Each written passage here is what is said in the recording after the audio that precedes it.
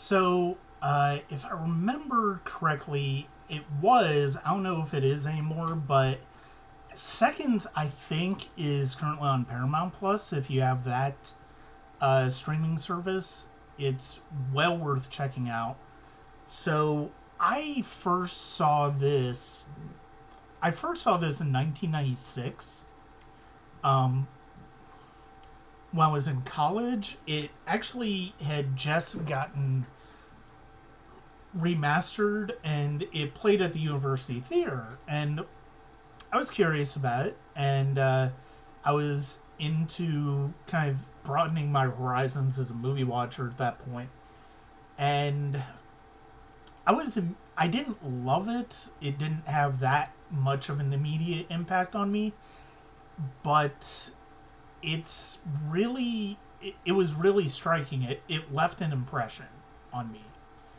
And I think one of the things that is really fascinating about this movie is it came out from Paramount, and it's one of the most surreal movies I think of major studios ever put out. This side of David Lynch. Um, this was 4 years after Frankenheimer made The Manchurian Candidate, which is, I think, the best thriller ever made.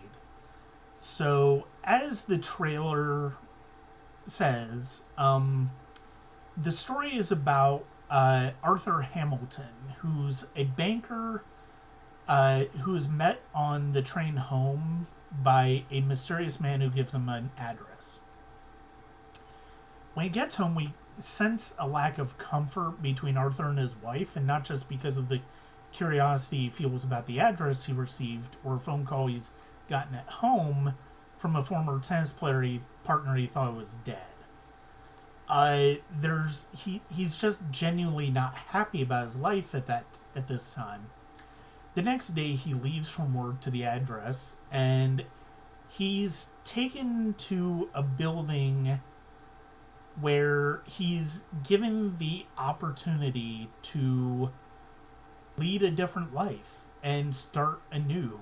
And he becomes a painter named Anticus Wilson, and that is where Rock Hudson play comes into play, and it's really, and the trailer naturally plays up Rock Hudson as you would expect them to because he was a big star at the time, but it's pretty far into Seconds that we see Rock Hudson, and it basically becomes this film that is essentially about the opportunity to get a second chance in life. And it's one of those things that I think is really fascinating in cinema, and the way that Frankenheimer approaches it in this adaptation from a novel by David Eli.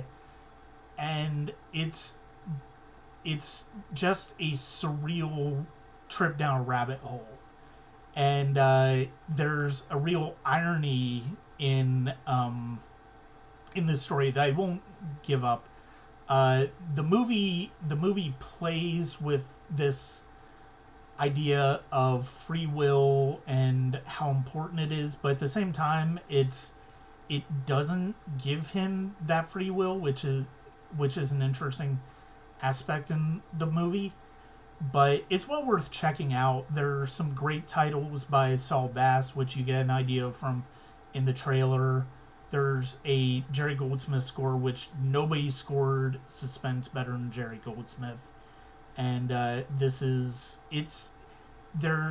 a visceral impact to the movie that I think as you grow older, you start to appreciate more. I know that was definitely the case for me when I watched it last year for the first time in a number of years. And it's part of the Criterion Collection, as is Manchurian Candidate. It's well worth checking out. And it's a movie that I really genuinely love now, and it's one that I think is worth watching.